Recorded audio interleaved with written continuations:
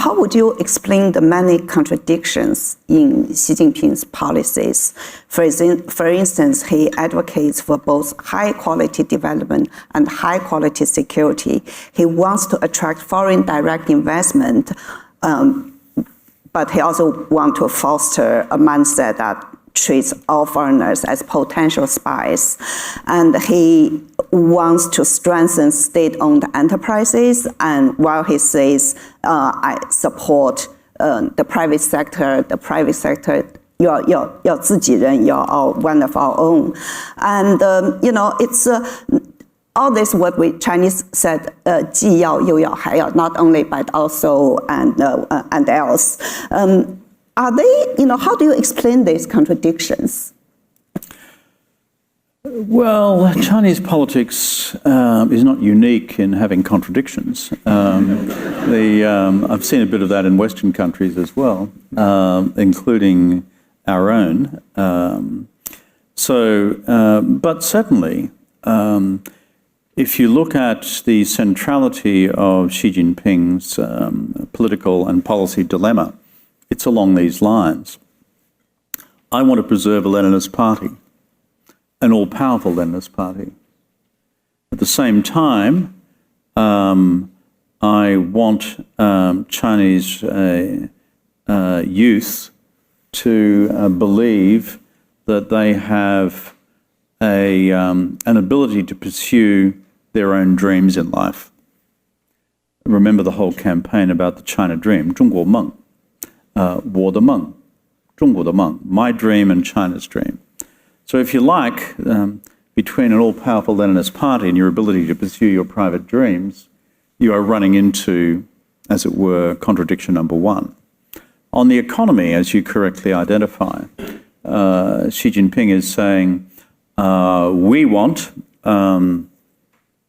if you look carefully at the ideological statements, the formula around the 两个保护, the two guarantees, which is guaranteeing the role of a strong private sector and guaranteeing the role of an activist and reformed public sector, that is state-owned enterprises.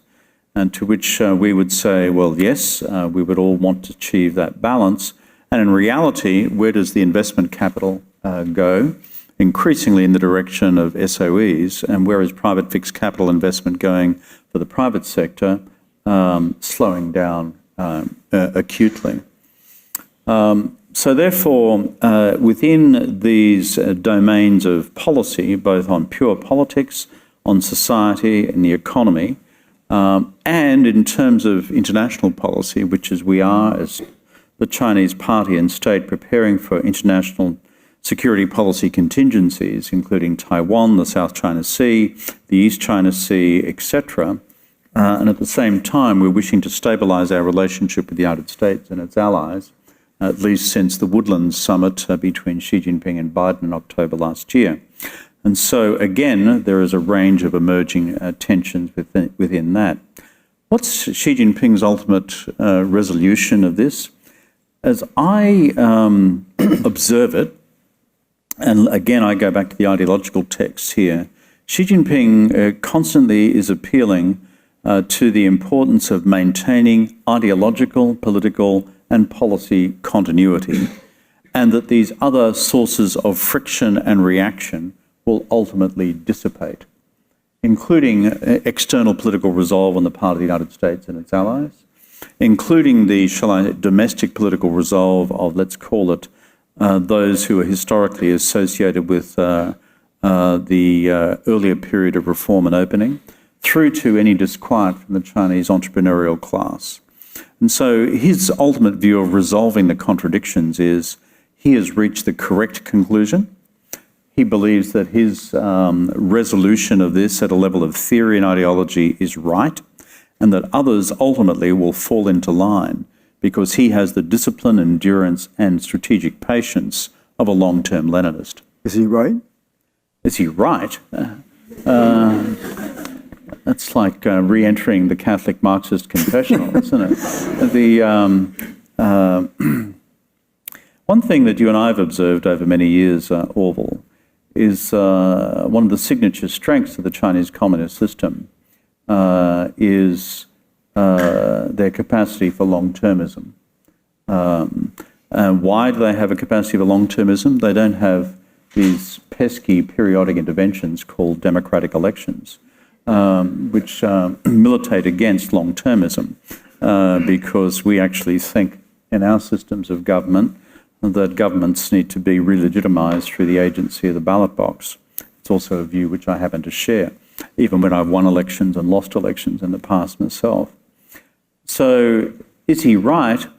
On the question of long-term foreign policy and national security policy resolve, I would put it, my response would be in these terms. It is a fundamental challenge to the staying power of the United States and democratic allies around the world to see this through. The agency that I speak about here is not just the framework of strategic competition as it relates to China, but on the actual physicality of deterrence as it relates to Taiwan across the Taiwan Straits. Xi Jinping's worldview is he has more resolve, and the Chinese Leninist Party has more resolve than the rest of us. I don't see evidence at this stage, in the terms of the democratic world, that the democratic world is losing its resolve. That would be my answer to your question. Is he right on the domestic front? And this goes back to your earlier question about the reconciliation of domestic contradictions. I think the horns of the dilemma for Xi Jinping right now is that having resolved to take the country more to the Marxist left on the economy, and with growth slowing and unemployment among young people rising, and living standards not growing as rapidly as they did before, that there will be a necessary period of adjustment in the future. The early harbingers of which have been the moves on Chinese monetary policy and fiscal policy in the last few weeks, as they've sought to, shall we say, close the growth gap which is occurring as a consequence of the move to the Marxist left on the economy and the disenfranchisement of the Chinese private sector. So I think he sees himself as not needing to adjust fundamentally now on his economic policy settings.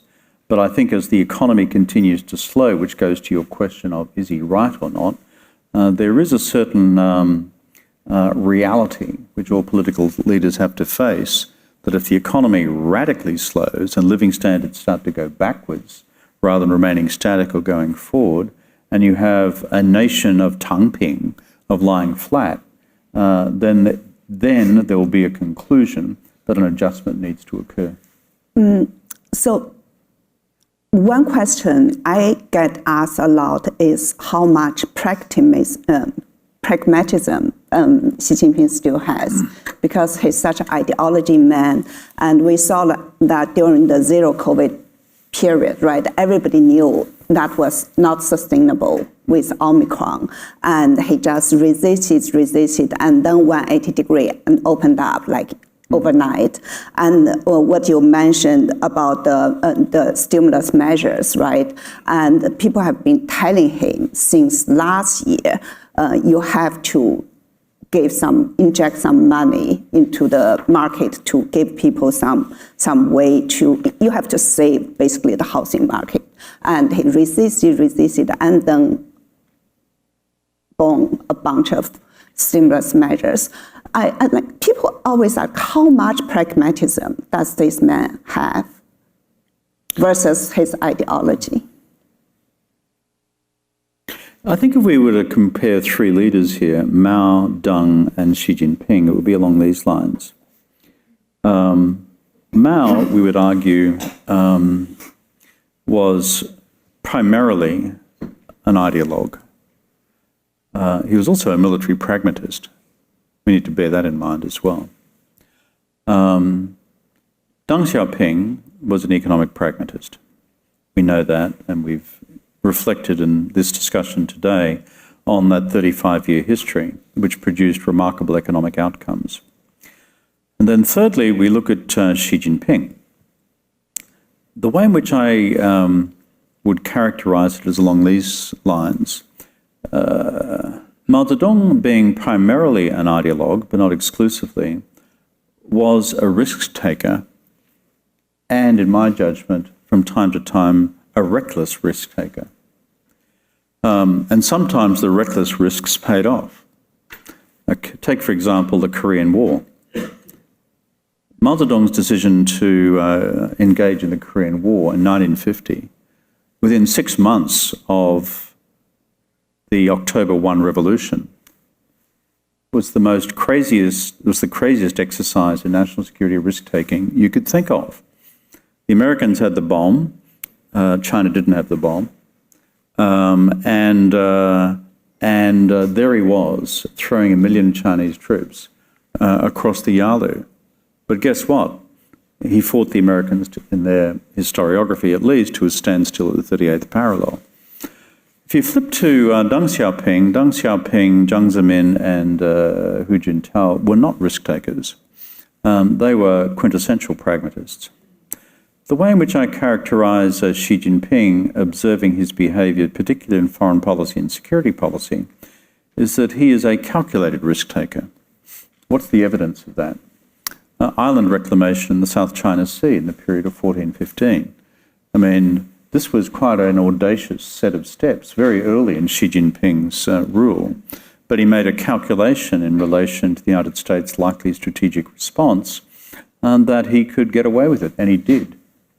And so I think, therefore, the way in which I would characterize this question of pragmatism, risk-taking, and ideology is to see that across that spectrum.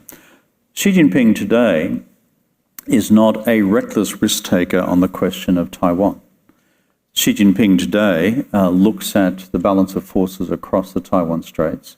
He is informed acutely by the deterrent actions by the United States, by the Taiwanese, by US allies, and by associated, shall we say, strategic collaborative arrangements between the US and its strategic partners around the world. And as he looks at that risk, he doesn't say, because of Marxism, Leninism, and the inevitable victory of the Chinese Revolution, we're going to win this thing now. No, he's much more pragmatic than that. The open question, though, is in terms of the economy on the domestic front. Does this parallel, shall I say, strategic pragmatism or calculated risk-taking also have purchase? The signs that we've now had with monetary policy easing and with some fiscal policy easing occurring is that pragmatic voices are beginning to prevail. But here is the caveat. So far, we do not see anything beyond these, shall I say, fiscal and monetary policy interventions, which go back to the policy settings of the economy, which have been put in place through his decision to move China's economic strategy to the Marxist left and away from Deng's path of 35 years of pro-market, pro-reform, pro-opening economic pragmatism. So there is a pragmatic response to the growth gap, but as yet not a pragmatic response to, frankly, the underlying economic policy settings, which are about the balance between the private sector and the state-owned sector, the role of the market, as opposed to the role of industrial policy. And also the social safety net. Yeah. Yeah. I guess we only have time for one question. I want to ask, this is, do you think you now have a crystal ball? Now you've studied all Xi Jinping's soul. And that's a very nicely put question, which I will now seek actively to evade. The elegance of your question is this, and this is where I'm hoisted by my own petard, which is, I've argued in this book that ideology is a significant, but not exclusive, predictor of downstream policy change and behavioural change. And I've sought to reconcile that against the history of Xi's first 10 years in office, from 2012 to 2020-22. So you legitimately asked me about the crystal ball, which is, that being the case, Kevin, then what about the next decade? Yeah. So the last 3 chapters of the book deal with this point.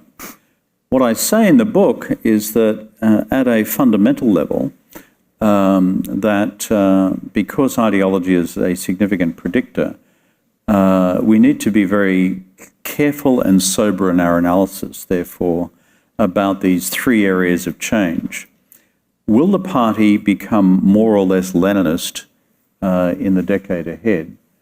I would say more Leninist, because there's nothing alive in anything which he has said or the ideological disciplines of the party which suggest to the contrary. What does that mean in practice? Less space for dissent, less space for dissenting voices, a more concentrated media discourse and official discourse, and less opportunity for even policy dissent within the machinery of the party. On the economy, which we've just discussed, I do not see yet any evidence of a fundamental reappraisal of where he's taken economic policy settings since 2017. I do not see evidence in either the Central Economic Work Conference, the Central Financial Work Conference, the major deliberative bodies of the party which set the parameters of market versus industrial policy, state-owned enterprises versus private sector, income distribution according to effort as opposed to common prosperity, etc. So I see this as continuing unless we get to a point where growth collapses, where you bring about a level of, shall I say, gestalt within the Chinese political economy debate, which causes a fundamental reappraisal. I do not see that at this stage. And on the external front, what do I see? Orville touched on this before, a hardening set of binaries with the United States and its allies, as reflected in the internal discourse of the party, but not to the point of what I would describe as a level of ideological triumphalism, which causes the system right now to believe that it will inevitably prevail. There is still a level of pragmatism evident in the Xi Jinping worldview, which militates against excessive risk-taking. I think these factors are my best read of the 5 to 10 years ahead as you go through the 21st Party Congress in 2027 and then onto the 22nd Party Congress by 2032, by which stage Xi Jinping will be pushing 80, but against Chinese leadership standards of Mao Zedong, who was an active political leader well through his 80s, and Deng Xiaoping, who was an active political leader well into his 80s. That is how I'd see this decade ahead unfolding. It's quite depressing, right?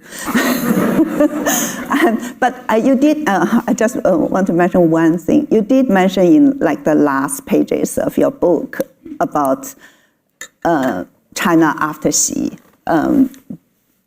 I think, if I remember correctly, you basically argue that, it's very likely China will swing back to the center after Xi. Is that right? Depends how long Xi Jinping is in power. The argument I put in the book is that if he can sustain himself into not just the medium-term future, but the long-term future, then of course the ideological settings I describe in the book progressively over time do become more entrenched, particularly with a rising generation who have been more systematically imposed to Chinese ideological and nationalist education.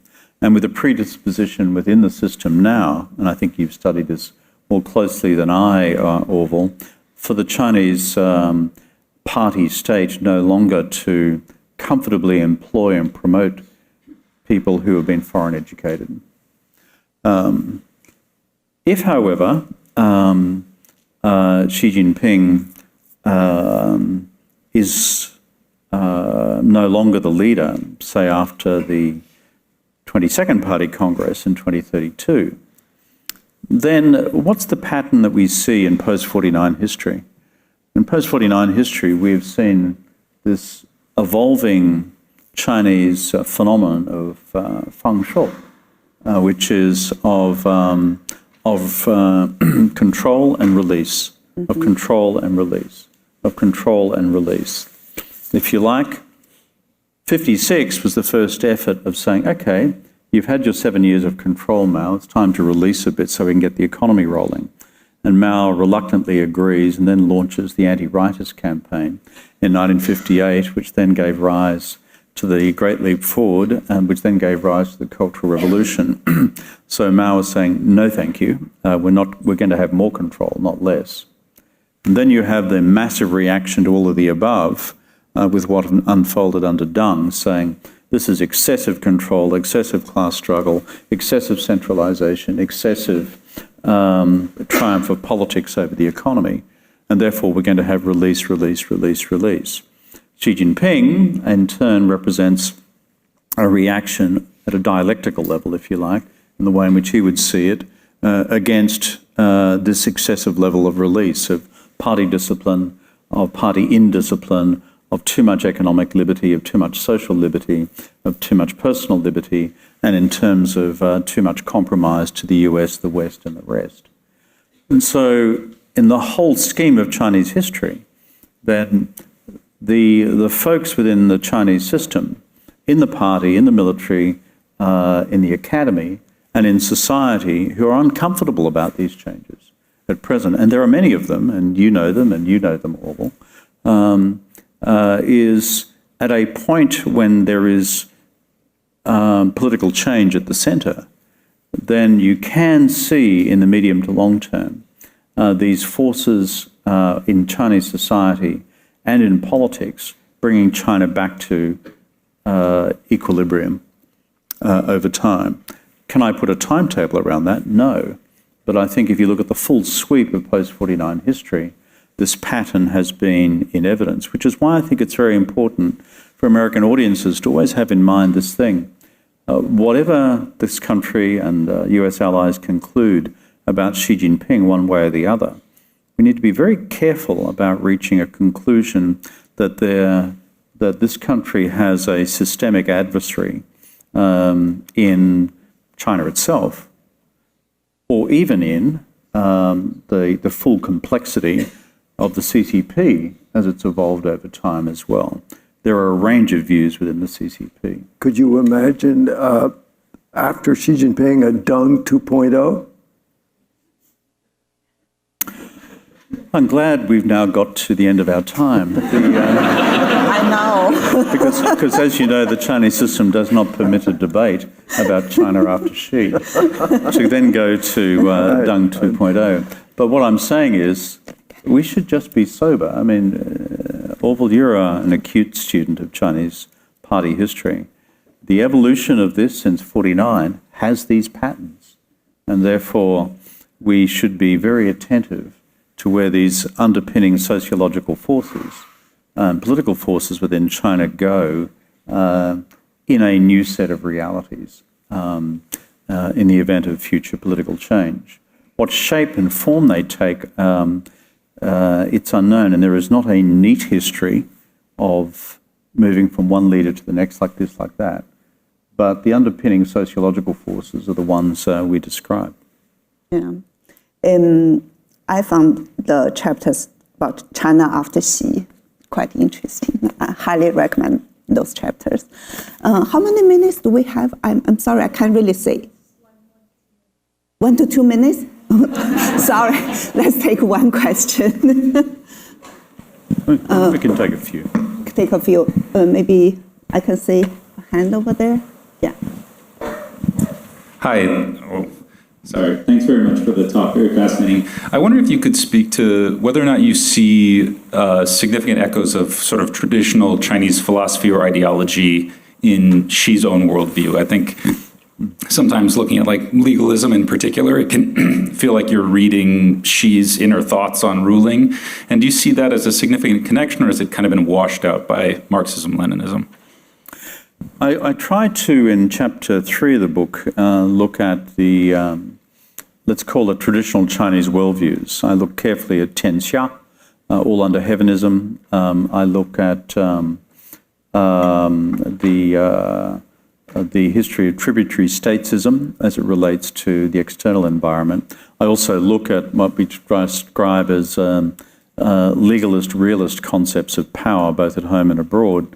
particularly as they were shaped, for example, as you know, in the Warring States period, and people like good old Li Si and others who were deeply influential, at least in his own admission, of Mao Zedong's way of thinking as well, and his particular infatuation with Qin Shi Huang and the Qin dynasty. So I seek to canvass the traditions. If you read Xi Jinping's canon and what he's produced, he is not a huge reciter of the legalist tradition. However, what you do see are strong resonances of what people like Ian Johnson and others have described as China's culture of strategic realism. And so what I often say is here is Marxism-Leninism with its own millenarian view and its own view of dialectical materialism and historical materialism and the inevitable triumph of a revolutionary party, but always tempered with the strategic realism that you see from the Chinese legalists going back to Li Si, Han Feizi and the rest, which has been also a continuing tradition, both within Confucianism and elsewhere.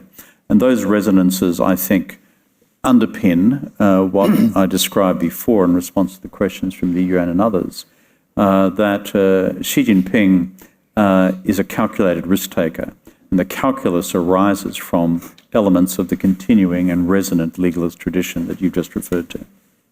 Okay, one more question. In the middle? Yeah. Yeah, thank you very much, Dr. Rod. I have one question. There are certain views in China where people would think, for example, the constitution or the entire legal system sometimes matters. And people decide to example the Supreme Court.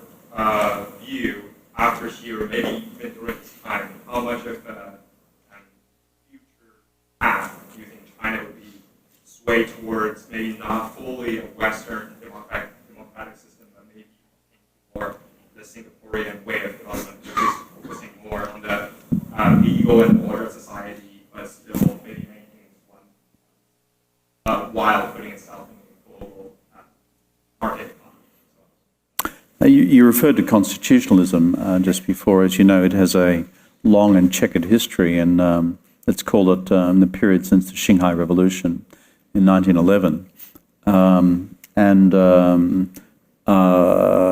And certainly one of Xi Jinping's great points of emphasis in the period since 2012 and 2013 has been a no-holds-barred attack on constitutionalism as a metaphor for creating a set of underpinning legal arrangements within a state which either A, constrained the power of the state in favour of the citizenry, or B, constrained the power of the Communist Party as the principal actor within the Chinese state. And so those are the realities as they currently exist, and I'm sure you're familiar with that debate. In terms of its future evolution in China after Xi, we are genuinely entering into the speculative domain within speculative domains. I mean, Orwell asked me before about Deng 2.0. What I find interesting, though, is that this debate about constitutionalism, this debate about, let's call it local democratic elections, this debate about, let's call it NPC, National People's Congress supervision, as it unfolded in first and second term Hu Jintao, was a pretty interesting, as it were, indicator of where nascent elements of, shall we say, long-term political reform lay within the Chinese system.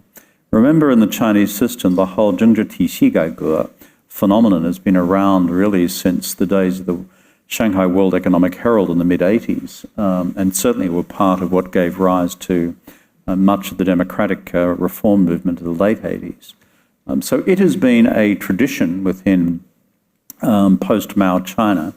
The question which we cannot, I was asked before about crystal ball, we cannot gaze through the mist of a crystal ball to say what will therefore happen to the rehabilitation of these political movements in a post-Xi Jinping China, other than to observe that in the 10-year period of Hu Jintao, they frankly went from nowhere to somewhere to the extent that in the post-Hu Jintao period, Xi Jinping was absolutely explicit. He saw the future and didn't like it and closed the door. But this, therefore, represented a long-term threat, and it was shut down. We can, I'm conscious of the time, but people haven't had much chance to ask questions. Why don't we take two more, and then I'll quickly, we'll Over quickly there. come to a close. Hi, thank you for the fascinating talk. I'm really curious, Dr. Rudd, being ambassador from Australia to the U.S. and being in that foreign policy community, the U.S. has a disproportionate impact on how China sees itself and also how they want to respond. As you say, there is an element of Xi Jinping that is an ideologue, even a sort of a zealot, as you put it. And so I guess my question is, how do you think the U.S. should react or respond to China's rise and Xi Jinping's foreign policy sort of predisposition, and what might lead to a more sort of peaceful kind of ultimate outcome? Just wanted to get your thoughts on that. It's a very broad set of questions. I'll just make one observation, given our constraints of time, and that is the United States always needs to be mindful as the world's superpower that it does have a large impact on the domestic political discourse within China itself, as your question acknowledged. Secondly, therefore, my continuing word of encouragement to friends in the United States Congress and to others in the US administration is to always be very mindful of forms of language in this country which in any way demonize the Chinese people, culture, civilization, or nation. This is self-evident to an audience such as this in the Asia Society, but it needs to be clearly understood across the body politic. Whatever policy and political disagreements exist between the administration and the Congress and the current Chinese administration need to be conducted in those terms, rather than resorting to broader stereotypic language. That's an important discipline for us all, because it does shape the internal discourse or have an impact on the internal discourse within China itself. Mm-hmm. Last question. Okay, here.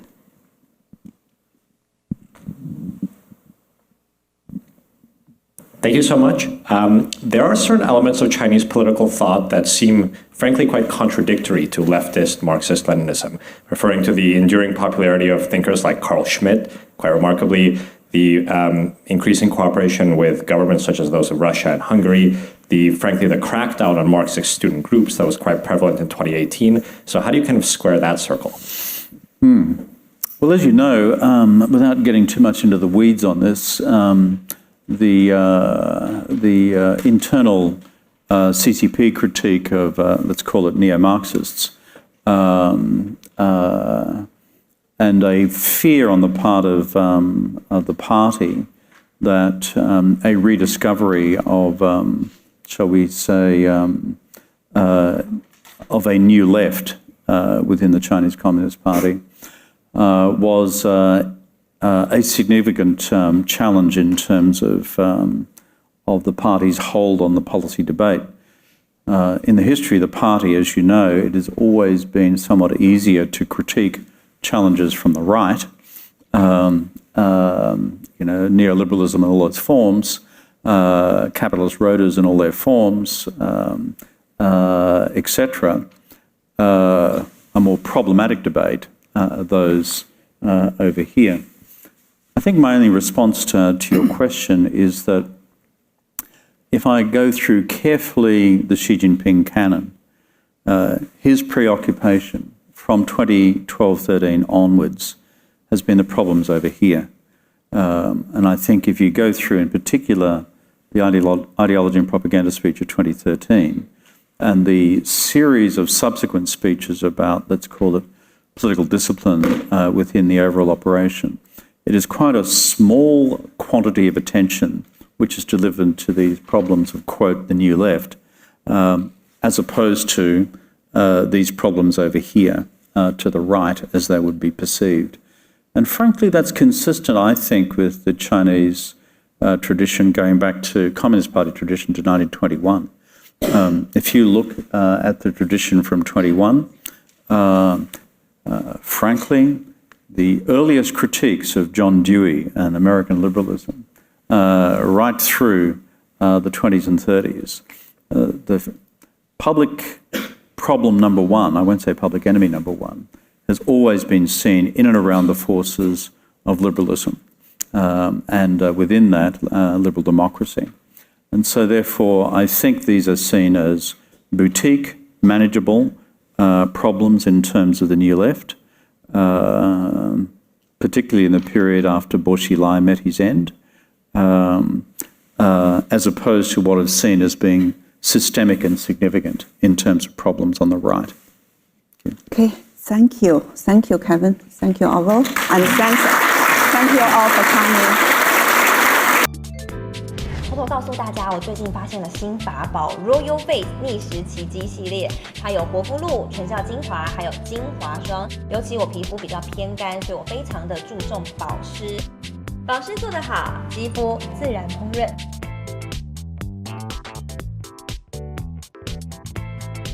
提亮肤色更年轻，抚平皱纹超有感，而且气色变好。用心保养，每天都更美一点。